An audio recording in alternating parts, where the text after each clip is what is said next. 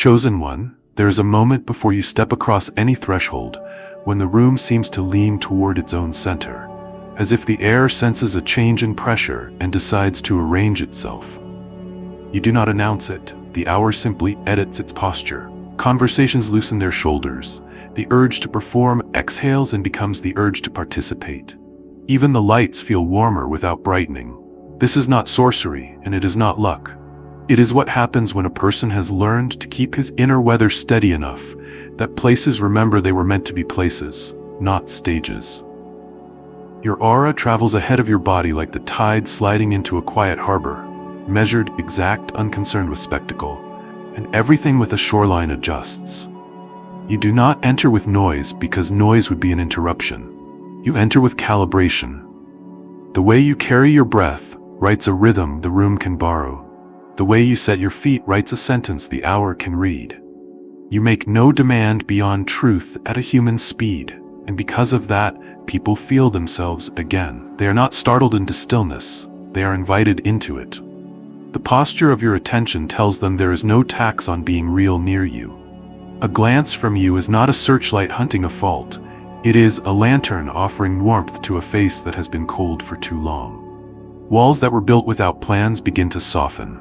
Stories that were rehearsed for safety are traded for the ones that actually want to live. Your sexual energy moves inside this entrance like current inside a well-built house.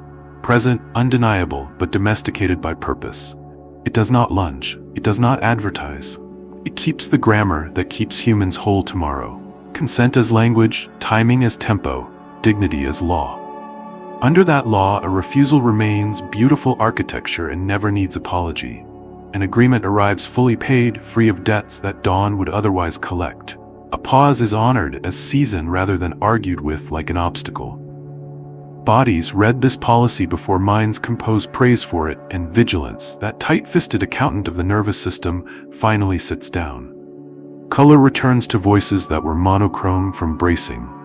Ease returns to spines that forgot how to belong. You did not dim your flame to make others comfortable. You put it in a hearth, so comfort could be trusted. The door you cross receives evidence in small mercies that most will miss, but everyone will live on. You set your hand on the frame as if wood remembers. You lower your voice until bravado cannot afford rent there. You step aside a half inch so a crowded path widens, and nobody has to negotiate their right to be. None of this will trend. All of it will teach the building good manners and, by contagion, teach the people too. Where objects are spared bruises, stories are spared edits that flatter the teller and wound the truth. Where doors close softly, narratives can end without being declared enemies. Where chairs return to their places, tempers remember where to sit. Anger dressed for parade tends to show up early in most rooms. You require it to change clothes. You do not hire an audience for a quarrel. You place the fracture on a table where hands can touch it, and you speak in sentences the size of the break. This happened. This stops. This will be mended. This remains good. You are not reducing complexity. You are refusing pageantry. In that refusal, heat returns to utility, and the future returns from rumor to architecture. People leave with tools rather than trophies because the hour, under your entrance, has remembered that adults can build. Your humor behaves like air, not fireworks. It lifts pressure by 2 degrees and sends the bill to no one's dignity. The shy risk a second sentence. The clever risk a kinder one. Laughter emerges as oxygen rather than currency, and rooms leave lighter in ways they can spend on their children, on their craft, on their gentleness with themselves when they miss. You did not dazzle. You hosted. Hosting is rarer, and it lasts. This entrance is not a mask you put on. It is the residue of private vows kept when no one was looking. You drink water before you decide, so patience has weight. You let one more breath live between their last word and your first, so tone can carry truth without turning sharp. You move your body before you move the room, so feeling keeps traveling and never seizes the controls. You let sleep finish its work, so your kindness arrives as hospitality and not as hunger. You pray in plain words, so appetite remembers it is a guest. These are chores, not charms. That is why they work when the night is loud. If someone asks why people are blown away by your aura now, you will not talk about glow. You will talk about governance. How you refuse to let urgency impersonate importance. how you learned to let boundaries smile instead of snarl, how you practiced ending while sweetness still had a pulse, so tomorrow did not have to clean up your victories. A room does not adore you because you are dramatic. It is relieved by you because you are exact. The most unusual thing about your entrance is how ordinary it makes goodness feel again. People do not leave reciting your name, they leave remembering their own. And when you go quietly, but the proof of your entrance remains. Voices keep a humane volume. Decisions hold without an anthem. Jokes refuse to invoice a face. A no is still beautiful. A yes is still paid. Mourning finds the place honest and intact. That is an arrival worth practicing, a way of crossing thresholds that leaves the world with more world in it. Chosen one, the strongest words you say this month will be the ones you do not say. Your silence is not a vacancy. It is a chamber where sound can be true. People lean toward you without knowing why, because there is gravity in your restraint, a clean pull that does not coerce. You have stopped auditioning and started arranging, and arrangement is the gift few remember to give. It is the difference between a spotlight and daylight. One produces performance, the other allows sight. Your unspoken power begins in the way your attention behaves. Attention that has learned its manners becomes medicine. Yours does not pry. It welcomes. It does not harvest, it returns. It does not tally, it bears witness. Under that gaze, the body across from you decides it will not be invoiced for honesty. You watch the shoulders lower, the jaw unclench, the reach for the clever line stall and give way to the truer sentence. The room discovers that precision is cheaper than performance, that clarity costs less than spectacle. You have not cast a spell, you have removed a surcharge. Your sexual energy hums beneath this quiet like current beneath floorboards, felt in the souls, trusted because it is contained. It no longer begs to prove itself by acceleration, it proves itself by obedience. Consent is not a courtesy here. It is the language all desire must learn to speak. Timing is not an inconvenience, it is the way beauty keeps its shape. Dignity is not an accessory, it is architecture that tells love where to stand and still be love.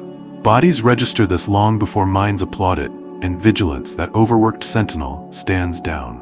In that lowering, possibilities multiply. Color returns to conversation, pace returns to thinking, softness returns without a moat. You did not shrink your power to be safe, you shaped it so that safety and power could share a house. When you do speak, you let breath lead the word. One heartbeat between their last syllable and your first becomes a treaty the room can trust. In that pause, anger loses its drumline and returns as information, shame loses its audience and returns as a detail, urgency loses its costume and returns as a decision. You do not call this wisdom, you call it timing.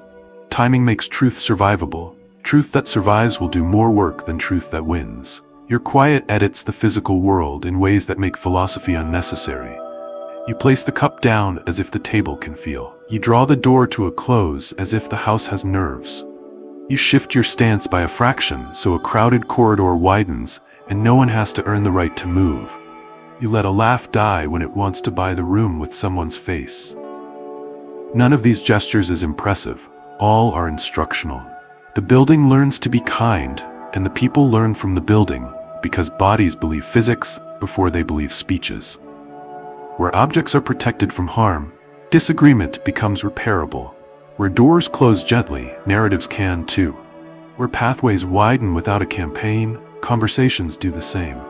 Your unspoken power refuses the theater of conflict. You do not gather spectators, you gather participants. You pull the quarrel off its stage and put the problem on a table where hands can touch it. Your grammar is merciful and firm. This occurred, this stops, this will be mended, this remains good. Under that cadence, blame loses its throne and responsibility finds a chair. Fury, deprived of applause, becomes fuel for work. The future, so often treated like gossip, sits down and becomes architecture again. You correct behavior without redesigning identity. You praise while there is still music, so resentment starves. You apologize while the bruise is pale, so courage stays inexpensive. You are not performing leadership, you are practicing it in measurements small enough to survive tomorrow. Humor under your care breathes like an open window. It ventilates, it does not puncture. It brings the room 2 degrees lighter and sends the bill to no one. The shy risk another try. The clever risk a gentler key. Laughter ceases to be proof that someone lost and becomes proof that oxygen returned. You cannot brand this, and you do not try. You let relief have its anonymity. That is how it keeps working when you leave. Your quiet governs endings with the same accuracy it offers beginnings. You do not wring the last drop of attention from an evening and outsource the cleanup to morning. You bless what happened with a sentence that fits the size of the good, and you go. The door closes softly. Music remains in the air like a harmless echo. Dawn arrives to find nothing robbed from it. People wake with their integrity unwrinkled, their courage available before noon, their decisions standing without a pep rally. They will not thank you. They will live easier. That is the payment you accept. There are rivers beneath this silence that keep it from becoming withdrawal. You drink water so your patience has matter. You move your body so feeling stays a passenger and never seizes the wheel. You let sleep complete its covenant so your kindness is not an IOU. You speak to the day in plain words and remember appetite is invited to the table, not crowned above it. You send credit to hidden hands before applause makes it expensive. You start repair before legend is tempted to replace responsibility. These are not aphorisms, they are maintenance. Maintenance is how power remains human. People will call your quiet mysterious because it cannot be purchased on the timeline. You will know is simply coherent. You are not difficult to understand. You are difficult to interrupt. You have become chosen one, a room the world can think inside. That is why they are blown away by your aura when you enter. Not because you eclipse them, but because you make eclipses unnecessary. Your silence is not an absence. It is a welcome. Your restraint is not a cage, it is a key. And every time you choose it, a room remembers its best self and a life becomes a little easier to build. Chosen one, there is a gravity that does not argue, a summons that does not shout, a tide that returns to shore without needing to be seen from the moon. Your pull this month is that kind of gravity. People feel it at the level where instincts breathe, below language, before performance. A shoulder lowers, a jaw unclenches, the pace of talk sheds its costume and puts on truth. You did not negotiate for attention, you removed the surcharge on being real. Your aura tells the room it can trade spectacle for substance and still be safe, that dignity will not be used as payment for clarity. In the presence of such assurance, stories stop auditioning and begin arriving in their own voices. There is nothing desperate in this pull, and that is why it is irresistible. Desperation tries to make, devotion learns to host. You host your own fire now, and hosting makes room for others without consuming them. Your sexual energy, felt, human, unashamed, has become directional rather than dramatic. It speaks a fluent, trustworthy grammar, consent as language that no one has to relearn mid-sentence, timing as tempo that protects tomorrow from being looted, dignity as law that guards the worth of everyone, and therefore the worth of anything that might happen. Under this grammar, a refusal remains beautiful architecture, not a wall to be scaled. An agreement arrives prepaid, not mortgaged to morning.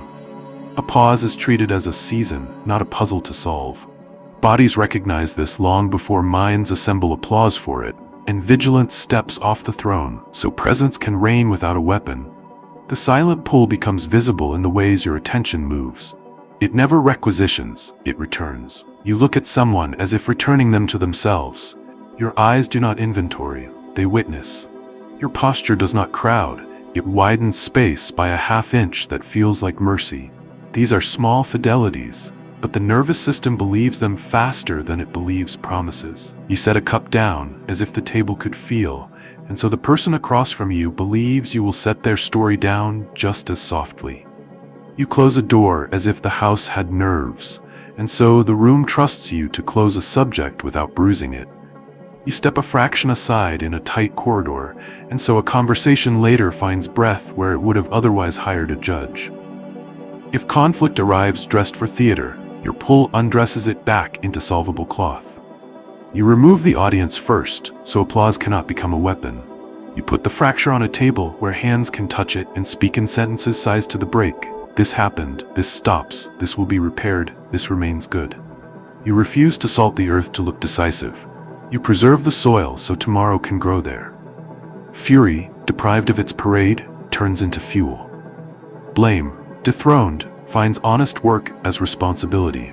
The future stops being rumor and sits down to be built. You correct behavior without attempting to redesign a person's identity. You praise while there is still music, so resentment starves. You apologize while the bruise is pale, so courage remains affordable. The pull increases, not because you tighten your grip, but because you loosen the room's fear. Your humor participates in the pull by refusing blood offerings. You do not purchase laughter with a face. You aim it at knots, not at the people tangled in them. 2 notches of pressure bleed out, no dignity pays the bill. The shy try a second sentence. The clever risk a kinder one. Relief replaces entertainment as the hour's currency, and relief is what humans can spend on children, on craft, on gentleness with themselves when they miss. No one will quote your joke tomorrow. They will keep the strength your restraint preserved. There are private liturgies beneath your quiet that keep the pull clean. Water before opinion, so patience has matter to it. 1 breath before reply, so truth carries a human voice. Movement before mood, so feeling keeps traveling and never seizes the controls. Sleep before rescue, so help remains hospitality and not hunger. Prayer in plain words, so appetite remembers it is a guest, not a governor. Credit sent early to hidden hands, so justice eats and resentment starves. Repair begun soon, so legend never replaces responsibility. These are chores, not charms. Because they are chores, they survive weather.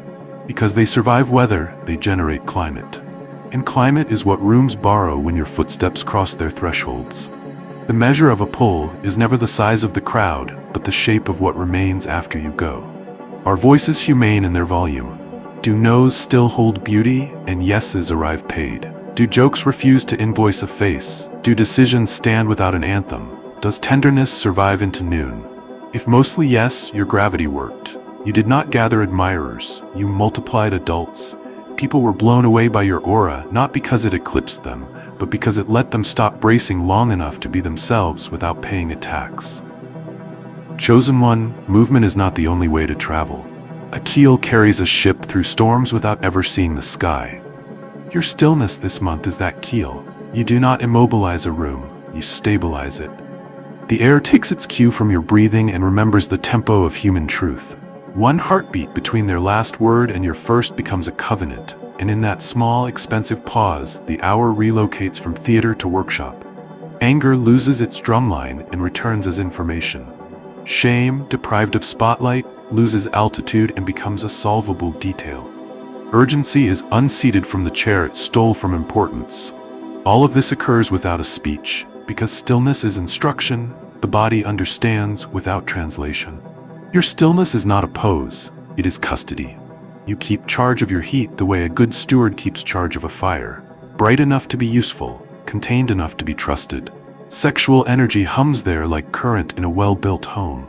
Present, undeniable, and obedient to the laws that make tomorrow livable. Consent remains the grammar, timing the tempo, dignity the law. In that field, closeness is clean if chosen and harmless if declined.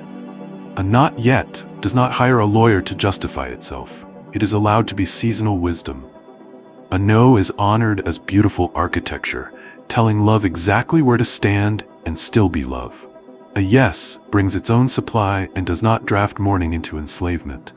Bodies hear this deeper than minds can clap, and so vigilance lays down its armor. Softness returns without a moat. Strength remains without a performance. The magnetism of stillness is cataloged in the smallest motions people will never applaud but will always remember. You lower your voice until bravado cannot afford to rent space there. You angle your stance so tight corridors widen. You let a laugh die that wanted to buy the room with someone's face. You return the chair to where it belongs as if absence keeps minutes. You set a cup down as if the table could feel. The building learns your manners, and the people learn from the building. In that chain of apprenticeship, culture is born. Where objects are spared bruises, so are stories. Where doors close gently, so can narratives. Where the path is widened by an inch, prejudice loses a foothold it thought was permanent. Leadership often arrives in costume with a megaphone. Your stillness refuses the costume and keeps the work. When fracture appears, you do not hire an audience. You assemble participants. You place the problem flat on a table, where hands can touch it. You keep to the grammar that has saved so many mornings. This occurred, this ends, this will be mended, this remains good. You draw the boundary in ink that does not smudge, and leave a path back for those who must cross it later. You protect the absent from redesign. You let credit travel to hidden hands while there is still music so resentment starves. You apologize while the bruise is pale so repair is cheap and trust grows interest. None of this looks dazzling in the moment. All of it looks like sanity tomorrow. Your humor, under stillness, becomes a lantern rather than a flare. It warms the circle without throwing sparks into curtains. It vents pressure without puncturing worth. The shy risk another measure. The loud discover a kinder key. Laughter, stripped of cruelty, becomes oxygen. Oxygen is remembered long after punchlines fade. A room that has breathed will not willingly return to suffocation, and that is part of why your presence lingers after your shadow is gone. Guard the aquifers that keep your stillness from hardening into withdrawal. Touch water before you touch opinion, so patience has density. Let one more breath live before your answer so tone can carry truth without turning sharp. Move your body before you move the hour so feeling remains a passenger.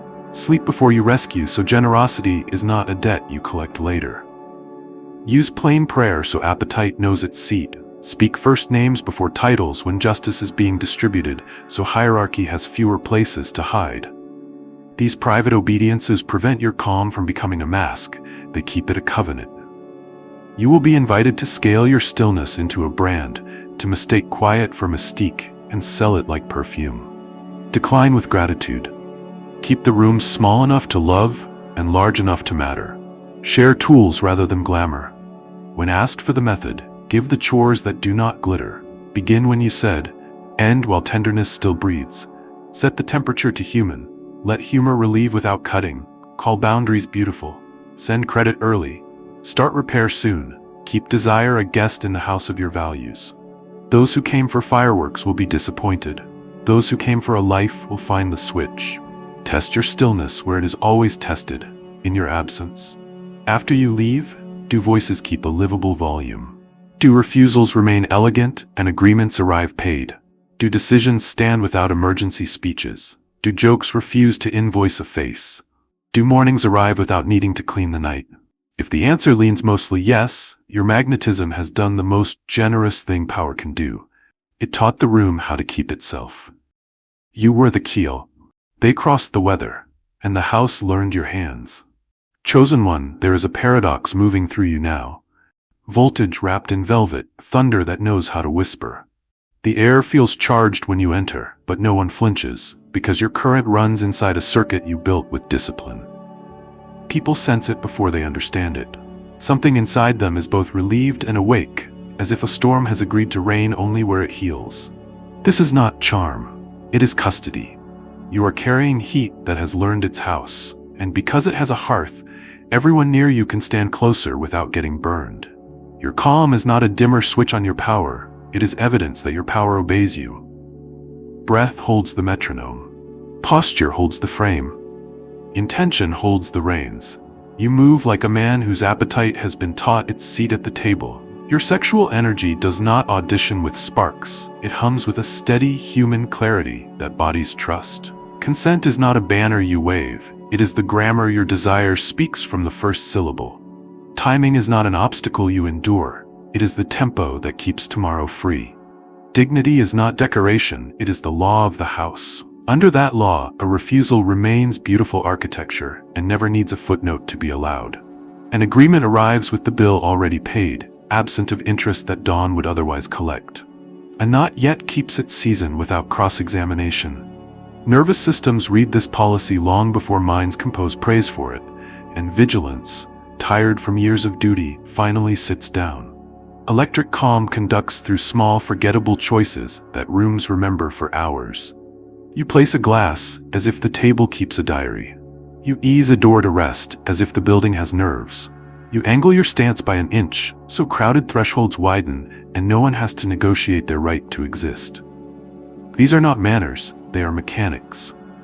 Where objects are spared bruises, stories are spared revisions designed to make a teller look large. Where doors close softly, narratives can end without declaring enemies. where paths widen in a hallway, the conversation later widens before it reaches a courtroom. People cannot post these choices, but they can live on them. Weeks from now, in a room you will never see, someone will let a laugh die because it wanted to charge a face for oxygen. Someone will end a gathering while tenderness still has breath. Someone will tell the plain sentence and watch a day be saved. When chaos arrives in costume, your calm declines to fund the theater. You remove the audience first because applause turns pain into spectacle. You put the problem on a table where hands can touch it. Your language refuses inflation. This happened. This stops. This will be mended. This remains good. Fury, deprived of a parade, becomes fuel. Blame, dethroned, finds honest work as responsibility. The future, which panic treats like rumor, sits down and becomes architecture. You correct behavior without redesigning identity. You praise while there is still music, so resentment starves. You apologize while the bruise is pale, so repair remains cheap and trust grows interest. In that climate, people stop auditioning for the role of hero and start practicing the craft of adult. Your humor is voltage management, not a weapon. It vents the room by 2 degrees and sends the bill to no one's dignity. The shy attempt, a braver sentence. The clever risk, a kinder one. Laughter returns as oxygen rather than currency, and the hour leaves lighter in ways it can spend on children, on craft, on mercy with itself. Entertainment wants witnesses. Relief creates stewards. You choose stewards because you're building mornings, not myths. Electric calm refuses to confuse visibility with value. You do not scale your temperature into a brand. You keep your room small enough to love and large enough to matter. You share tools rather than mystique. Begin when you said so. Time knows you honor it. End while sweetness still breathes, so tomorrow does not have to clean up tonight. Tell truth at a human volume so relationship remains livable after it lands. Aim humor at knots, not faces. Call boundaries beautiful so love knows where to stand and still be love. Send credit early to hidden hands. Start repair soon so legend never replaces responsibility. These are chores, not charms. Because they are chores, they survive weather. Because they survive weather, they generate climate. Climate is how the world learns to breathe again. Test this calm in absence where all power tells the truth. After you leave, do voices keep a humane volume? Do refusals remain elegant and agreements arrive paid? Do decisions stand without an anthem? Do jokes refuse to invoice a face? Does tenderness make it to noon? If the answer leans yes, your current ran clean. They were blown away by your aura, not because it dazzled, but because it steadied. You did not dim the room to be the brightest thing in it. You taught the lights to work. Chosen one, the most sacred part of your aura is not that people see you. It is that people see themselves, clearly, kindly, and without debt. Your presence has become a mirror that refuses both flattery and indictment. It does not stretch anyone thinner or paint them larger. It returns them to themselves at an honest size and a humane temperature. And because of that, the first feeling around you is relief. Relief is the soil where change can grow without shame as fertilizer. Your eyes are the instrument. They return what they see instead of requisitioning it. They do not mine, they witness. They do not invoice, they bless. Under that gaze, a person's performance loosens its grip on their face. The second sentence, the truer, smaller, more expensive one, finds its way to daylight. You did not coax it with cleverness. You reduced the price of honesty until anyone could afford it. The room notices that clarity is cheaper than spectacle, that precision costs less than drama, that dignity does not have to be spent to purchase truth. People do not feel examined, they feel accompanied. Your sexual energy, governed and good, is the mirror's hidden silver. It does not recruit, it respects. It does not barter pressure for proximity. It honors choice until choice can be clean. Consent is the language from the first word, so no one has to translate mid-conversation. Timing is the tempo, so no one has to sprint through a doorway they would rather decorate. Dignity is the law, so a boundary is not an insult, but beautiful architecture. In that climate, a no keeps its beauty. A yes arrives prepaid. A not yet remains seasonal wisdom rather than a riddle to outsmart. Bodies register this, and the armor that hid radiance grows heavy, then unnecessary. People do not become smaller to be safe near you, they become accurate. The mirror effect reshapes conflict without erasing accountability. When the fracture appears, you do not gather spectators. You gather participants. You lay the problem flat where hands can touch it. You keep to the grammar that keeps futures possible. This occurred. This ends. This will be mended. This remains good. You draw the line in ink that doesn't smudge, and you leave a path back for those who must cross it later. You correct behavior while protecting identity from redesign. You praise while there is still music so gratitude eats and resentment starves. You apologize while the bruise is pale so courage stays inexpensive. In that light, even the stubborn parts of us stop posing and start working. People feel beautiful in your presence, not because you perform compliments, but because your standards stop asking them to choose between strength and softness. You model both without theater. Water before opinion so patience has weight. One breath before reply so tone stays human while truth stays whole. Movement before mood so feeling keeps traveling and never seizes the controls. Sleep before rescue so generosity does not arrive as a debt you will collect. Plain prayer so appetite remembers it is a guest. Credit sent early to hidden hands so justice is nourished. Repair started soon so legend cannot replace responsibility. These routines are the polish on the mirror. Without them, reflection turns into glare. Your humor in this light is a kindness, not a scalpel. It warms the knot until it loosens. It does not cut the rope. The shy risk another try. The loud discover a gentler key. The clever realize wit can serve mercy without losing its edge. Laughter ceases to be a receipt for someone's worth and becomes breathable air. People leave having learned that joy does not require a face to pay for it. That lesson is durable. It follows them home. Succession is part of the mirror's work. You narrate your choices when it matters. Why this order and not that? Why this boundary smiling? Why this apology while the bruise is pale? Why this ending before sweetness turns to residue? You refuse to become irreplaceable. You let others carry the standard without renting your shadow. The point is not to be the only clear surface. The point is to multiply reflection until whole rooms can see themselves without you present. This too blows people away. Power that declines to be a pedestal and chooses to be a practice. Resist the invitation to merchandise your radiance, to turn reflection into a product and attention into a tax. Keep the room small enough to love and large enough to matter. Share tools instead of mystique. When they demand your secret, give them the chores that do not glitter and cannot fail. Begin when you said, end while tenderness still breathes. Keep the temperature human, protect the absent from redesign, let humor relieve without cutting, send credit early, start repair soon, keep desire a guest in the house of your values. Some will be disappointed, the rest will be free. Measure the mirror by what lingers after you leave. Do people choose precision over performance because it costs less now? Do boundaries feel like beautiful architecture instead of barbed wire? Do decisions stand without a pep rally? Do jokes refuse to invoice a face? Do mornings arrive without having to clean up the night? If mostly yes, then your aura did the rarest thing light can do. It made more light. They did not leave worshiping you. They left wanting to tell the truth and be kind at the same time. That is the miracle, chosen one. Not that they saw you and were stunned, but that they saw themselves and were willing to begin. Chosen one. Invitations that arrive with trumpets are advertisements. The invitation you carry now is architectural. It is built into how you stand in a doorway, how you hold your gaze without requisitioning what it sees, how you let silence be a porch rather than a cliff. People do not feel summoned so much as welcomed back to a house they forgot they owned. Something subtle in the room loosens the bolts on its defenses. The hour's posture changes. The question in everyone's chest, am I safe to be real here? Here's a quiet yes, and honesty begins to climb the stairs without making a sound.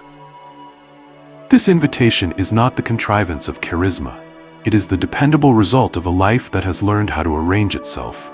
Your sexual energy, human and visible and unashamed, no longer petitions for permission with spectacle. It keeps the laws that make closeness livable tomorrow. Choice is the language. Timing is the beat. Dignity is non-negotiable. In that climate, a refusal keeps its beauty and does not have to perform a speech to be allowed. An agreement arrives with its costs already settled, rather than invoicing a morning that did not consent to pay. A not yet is honored as seasonal wisdom. no cross-examination, no tricks with the calendar. Bodies believe this long before minds commend it.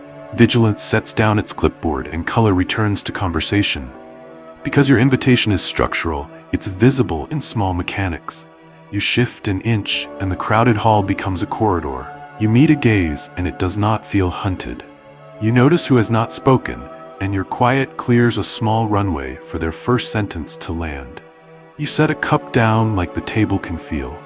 You close a door as if the house has nerves. None of this will appear on a poster.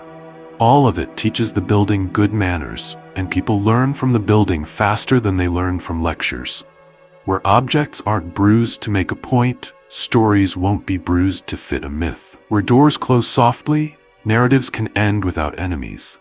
Where space is widened, the list of voices expands and the tone of the hour follows. The hidden invitation is also in how you sequence moments. You decline the theater of urgency and choose the order that keeps lives intact. First, notice. Next, name. Then, decide. After that, repair. Finally, bless what remains good. You do not outsource the noticing, and so you do not need an audience for the naming. When disagreement appears, you keep the exits called sarcasm and sulking unromantic. You put the problem on a table where hands can touch it, and you speak at a volume the morning can live with. You do not redraw a person to correct a behavior.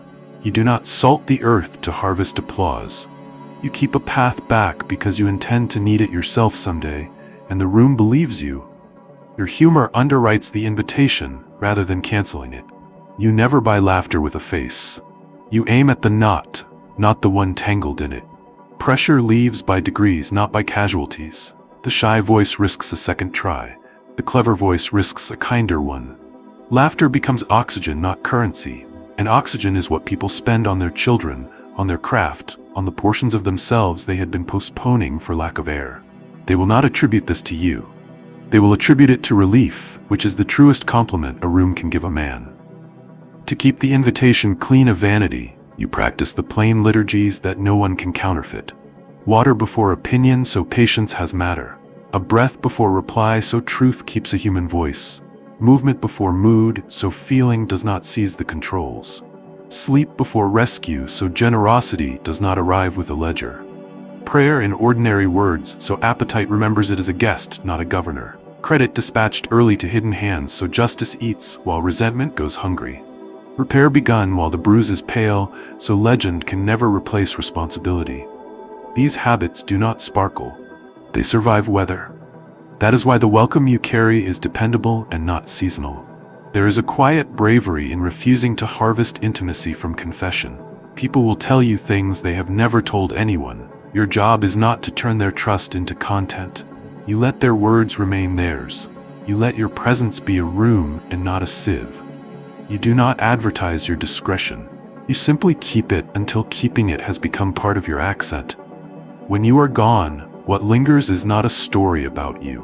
What lingers is a way of speaking that doesn't bruise, a way of ending that doesn't invoice dawn, and a way of being together that lets people take their own souls home with them at the end of the night. If you need proof that the invitation is doing its work, measure the room in your absence. Are voices at a humane volume? Are refusals still elegant and agreements still paid? Do jokes refuse to charge a person for the relief they deliver? Do decisions stand without an anthem? Does tenderness survive into noon? If the answers lean yes, then your hidden invitation has succeeded at the rarest task. It taught the place to welcome itself. You did not conscript anyone with your magnetism. You made bracing unnecessary. That is why they are blown away by your aura. It does not dazzle, it liberates. Chosen one, command that depends on spectacle is a campaign. Command that depends on coherence is a standard. Yours has become standard. You arrive and the room does not fall silent out of fear. It arranges itself out of recognition. Timelines step down from their soapboxes. Buzzwords lose their appetite. The hour stops behaving like a televised debate and starts acting like a workshop with a deadline. You did not corner the moment. You gave it a spine. This command is not loud because it does not need to be. It is legible. Your pace is policy. One heartbeat between their last word and your first, and the rhythm of the hour resets to something the body can keep without caffeine. In that heartbeat, Anger misplaces its parade uniform and returns as information. Shame, deprived of spotlight, loses altitude and becomes a solvable detail. Urgency hands back the badge it stole from importance. The room does not become passive, it becomes usable. Your sexual energy is the current under this authority. Felt, trusted, obedient to law. Consent is the grammar. Timing is the tempo. Dignity is the law. In such a jurisdiction, no means precisely what it says and remains beautiful architecture. Yes arrives with its logistics already honored. Not yet is permitted to be the kind of wisdom that saves futures without humiliating the present. Bodies read this faster than minds can applaud it, and because they read it, vigilance sits, posture becomes presence, and the room spends its time on work rather than self-protection. You have turned heat into infrastructure. That is command at human scale. You set terms with small, faithful mechanics, long before any decision is announced. You set the cup down without declaring verdict. You close the door as though a building can feel. You return a chair to where it belongs because absence keeps minutes. You arrange the agenda in the same way you arrange your breath. With enough room for truth to arrive and enough edge for drift to have nowhere to hide. These gestures are not quaint, they are jurisdiction. They announce that force will never be asked to do the work that proportion can handle. People learn this in their nerves and follow because it costs them less to be brave under your cadence. When fracture appears, you refuse to rent an audience to pain. You move the quarrel off its stage and place the problem where hands can touch it. You use sentences that fit the size of the break. Here's what occurred. Here's what ends. Here's what will be repaired. Here is what remains good. You draw lines in ink that will not smudge, and you leave paths back for those who may one day choose to cross them. You protect the absent from redesign. You praise in time for gratitude to be nutrition, rather than a currency manipulated after the fact. You apologize while the bruise is pale so repair stays cheap and courage remains plentiful. In your orbit, authority is not a thunderclap, it is a budget that balances. You do not confuse clarity with cruelty. Your voice holds to a register that the morning can live with. You aim correction at behavior while protecting identity from being rewritten by an angry moment. You give outcomes a table instead of an audience. Because of this, people do not hesitate to bring you problems early. They trust that the cost of honesty will not be collected with penalties. The earlier problems arrive, the smaller they are. This too is command. A reputation that changes when news is delivered and therefore changes the news. Humor is part of your discipline. You vent pressure without puncturing worth. You make a circle 2 degrees lighter without throwing sparks into curtains. The shy risk one more sentence. The loud discover a kinder key. Laughter returns as oxygen rather than as a receipt for someone's humiliation. Rooms that can breathe make better decisions. Decisions that are made under breathable air do not need emergency speeches to stand. The calendar remembers. You guard your sources in ways that are boring to the algorithm and sacred to the work. Water before opinion, so patience has weight. A breath before reply, so tone stays human while truth remains whole. Movement before mood, so feeling keeps traveling and never seizes the controls. Rest before rescue, so generosity does not arrive as a debt to be collected later. Prayer in plain words, so appetite remains a guest. Sunlight on the skin, so your sense of scale remembers the earth and forgets the feed. You send credit to hidden hands while there is still music. You start repair before legend can pretend it was always right. These are the unseen wages that pay for visible steadiness. Your command teaches succession by refusing to be mythology. You narrate your choices without making yourself the lesson. Why this order and not that? Why this boundary drawn smiling and this exit chosen while sweetness still has a pulse? Why this tone when the easy applause could be bought with a harder one? You are not trying to be irreplaceable. You are trying to be unnecessary as soon as it will not injure the work. People learn standards they can carry without your shadow. The mark of clean authority is not the number of followers, it is the number of rooms that keep their manners after you leave. You will be asked to scale this into slogans and sellable protocols. Decline with courtesy. Keep the rooms small enough to love and large enough to matter. Share tools rather than mystique. When someone wants the secret, hand them the chores. Begin when you said, End while tenderness still breathes. Tell the truth at a livable volume. Let humor relieve without cutting. Call boundaries beautiful. Send credit early. Start repair soon. Keep desire a guest in the house of your values. These do not glitter. They endure. Endurance is what turns presence into culture. If you need a test for your aura of command, listen to what remains where your footsteps are not. Do voices keep a humane volume? Do refusals retain elegance and agreements retain integrity? Do decisions stand without a pep rally? Do jokes refuse to invoice a face? Does mercy still have breath at dusk? If mostly yes, then your leadership has done the noblest thing power can do. It has made goodness repeatable without you. That is why they are blown away when you enter. Not because you take the air, but because you return it. Not because you conquer the hour, but because you make it inhabitable. Walk on, steady and exact, carrying an authority that does not need to be noticed to be real, and a calm that teaches the room to keep itself. Chosen one, glow is not a performance. It is a permission. It is the light a life gives off when its engines are tuned and its appetites know their chairs. It is the warmth that lingers after fire has learned its house. When you cross a threshold now, people feel that permission before they place it. Their breath changes first. Syllables arrive at a human tempo. The half-guarded laugh remembers it does not have to pay for admission with someone's face. The room does not freeze to admire you. It thaws to recognize itself. This is why they are blown away. Not because you eclipse them, but because your radiance reminds them they never needed a spotlight to be seen. Your glow is sacred because it has been consecrated by obedience. You have given your energy a covenant rather than a costume. It is human, visible, unapologetic, and under oath. Desire reports to conscience, not to convenience. Pace serves wisdom, not worry. Boundaries are thresholds, not barbed wire. In your field, a refusal keeps its beauty and requires no sermon to be allowed.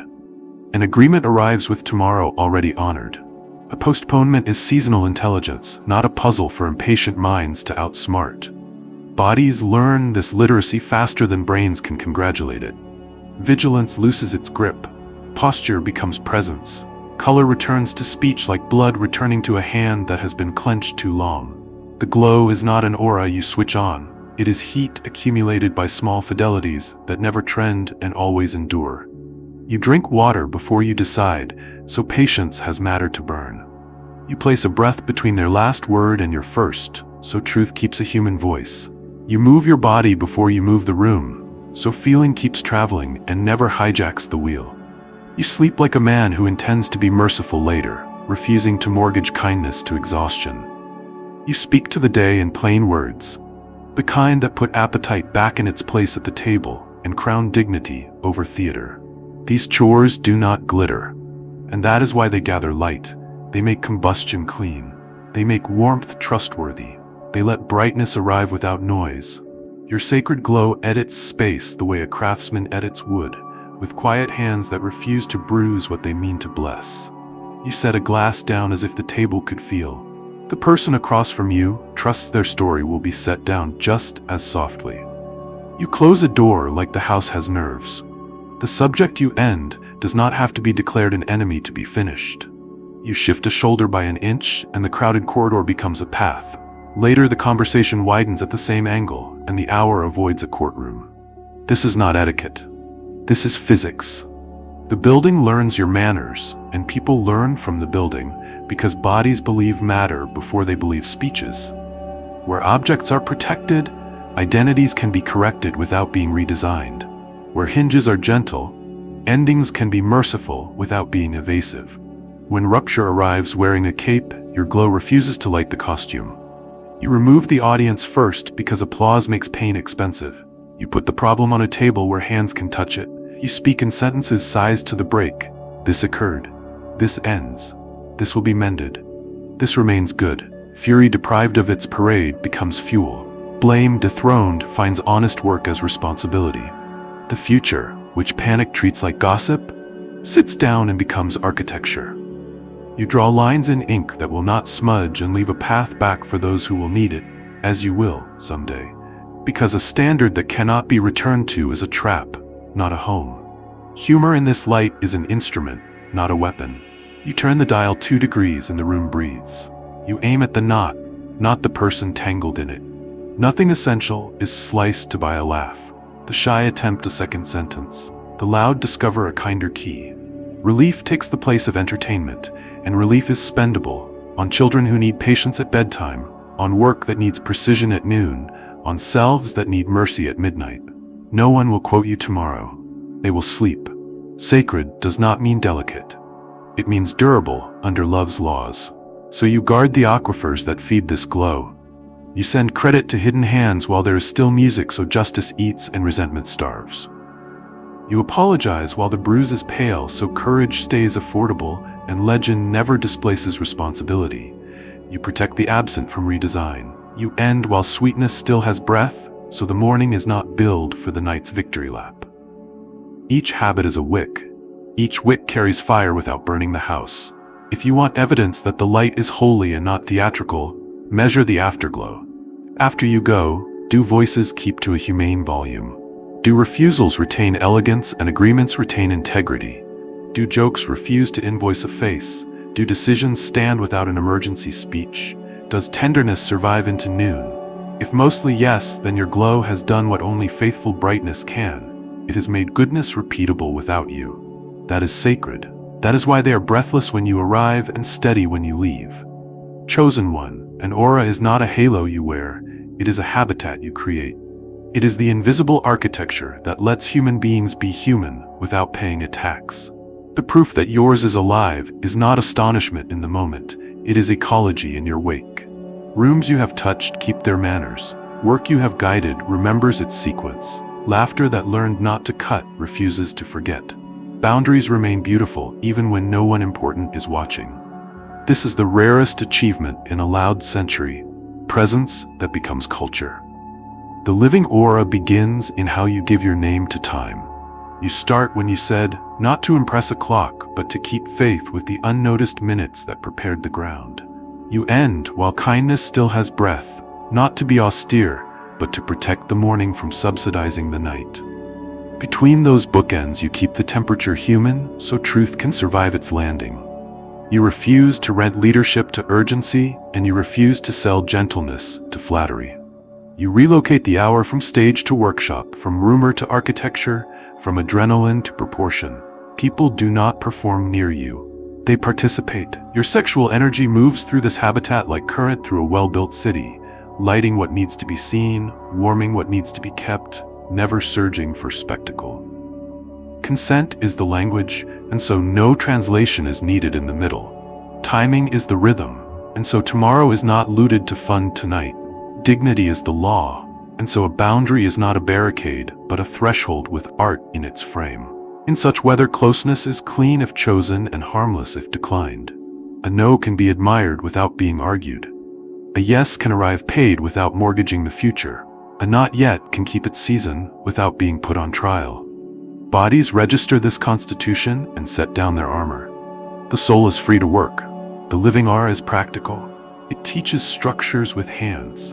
You angle a stance so a tight corridor widens and the room remembers to do the same for ideas. You set a cup down like the table has nerves, and later the conversation sets down a grievance without shattering face. You return a chair as if absence keeps minutes, and then the team returns credit to hidden labor while there is still music. These gestures are unremarkable to the feed and indispensable to civilization. They turn light from content into custom. When conflict appears, your habitat refuses to turn pain into programming. You do not gather spectators. You gather stewards. You lay the brake where hands can touch it. You keep the grammar that keeps futures possible. Here is what happened. Here is what stops. Here is what will be repaired.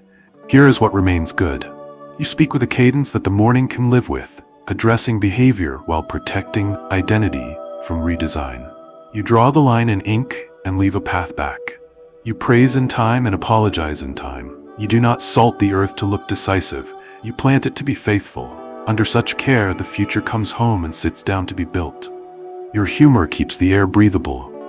It is a lantern passed around a circle, not a flare thrown into curtains. It relieves without requisitioning a face. The shy risk a second try. The weary risk a smile they don't have to defend. The confident risk gentleness that doesn't reduce their weight. Laughter stops being a receipt and becomes respiration. Oxygen lingers in the fabric of the place. Oxygen is memory. To keep your aura living and not decorative, you refuse mystique and choose maintenance. You keep worship small and work honest. You let your prayers sound like instructions given in a familiar kitchen, not spells cast from a stage. You touch the day with your hands, wash a dish, sweep a step, mend a hinge, so your body remembers it is allied with usefulness and immune to applause. You speak first names before titles when justice is being distributed, so hierarchy has fewer places to hide. You let sun and cold and ordinary weather become teachers of scale. Nothing here is glamorous, everything here is load-bearing. Succession is the audit of a living aura. You narrate your choices without making yourself the lesson. Why this order and not that? Why this boundary smiling? Why this exit while sweetness still has a pulse? Why this joke allowed to die because it wanted to charge a face? You refuse to be irreplaceable. You train standards, not dependence. People carry the customs without borrowing your shadow. They build rooms that welcome themselves. You become unnecessary not because you are absent, but because you were faithful. There will be invitations to merchandise what should remain human-sized, to sell the fragrance of light without the labor of firewood.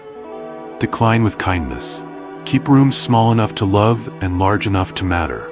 Share tools, not talismans. When pressed for a secret, hand over the chores that cannot fail. Begin when you said, end while tenderness still breathes. Keep the temperature human. Let humor relieve without cutting. Call boundaries beautiful. Send credit early. Start repair soon. Keep desire a guest in the house of your values. Those who wanted fireworks will be disappointed. Those who wanted peace will find the switch and forget to thank you, which is how you will know you were working for the right reasons. If you ever doubt that your aura is alive, test the place where your feet are not. After you go, do voices remain humane in volume?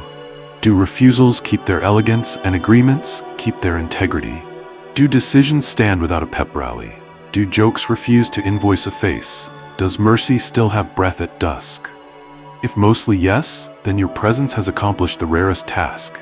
It taught the room to keep itself. That is the final generosity of a man whose light is married to law, whose warmth is wed to wisdom, whose power is governed for love. Walk on, chosen one, and let your living aura continue to make good things easier to repeat and bad habits too expensive to keep. You are not a spectacle, you are a standard. And in your wake, the world remembers how to be a home. Fulfillment is not thunder. It is the soft click of a key turning where it belongs.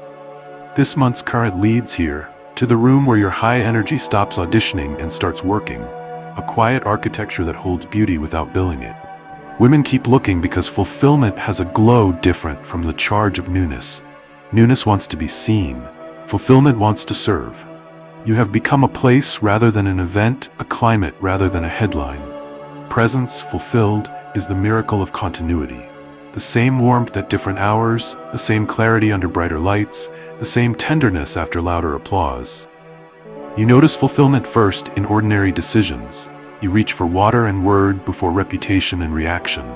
You plan your day at a tempo kindness can afford. You choose work that returns you to usefulness instead of performances that mortgage tomorrow's honesty. You keep your promises to rest so patience doesn't have to sprint to keep up with charisma. These choices look small from the outside. They are load-bearing from within. They let your aura be generosity rather than appetite. Your attention be shelter rather than spotlight. Your strength be furniture rather than decor. In fulfillment, touch becomes sacrament rather than strategy. Time becomes blessing rather than fuel. Speech becomes stewardship rather than advertising. Where touch belongs, it harmonizes with everything your habits have sung. Consent as climate, innocence guarded by pace, endings that protect beginnings.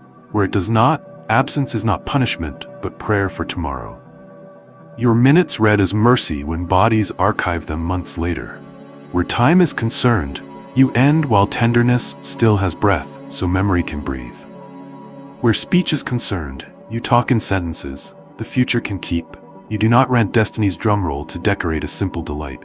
Fulfilled presence reshapes your public without requiring a campaign. Younger eyes watch you decline glitter in favor of continuity and conclude that maturity is not anti-romance. It is romance grown strong enough to last. Peers hear you apologize with verbs, not violins, and discover that dignity grows in the soil of specificity. Elders recognize the sound of a life that prefers witness to performance and entrust you with harder truths. You did not seek influence, you tended atmosphere. Atmosphere, when it is safe and steady, is what people follow. The loveliness spoken over you has matured from compliment into culture. It now means the rooms you left stayed warm, the jokes you told left no bruise, the boundaries you placed felt like frames for beauty, not fences against love. It means that the hours you shared did not require anyone to shrink to fit your myth, and that your exits blessed beginnings rather than blackmailing them with absence. It means you have turned admiration into alignment, and alignment into a rhythm people can learn. Rhythm is how presence outlives moments. Fulfillment keeps the unphotographed drawer indispensable. Even now, especially now, you must place in it the names you carry into prayer without requesting testimony, the favors you spend where no one will know, the repairs you complete before explanation, the hours you surrender so motion will never masquerade as meaning. That hidden weight keeps your crown from tilting when attention leans too far to one side. It reminds you that centrality is often an accident, consistency is a vocation. Chosen ones do not collect devotees, they cultivate dependable rooms.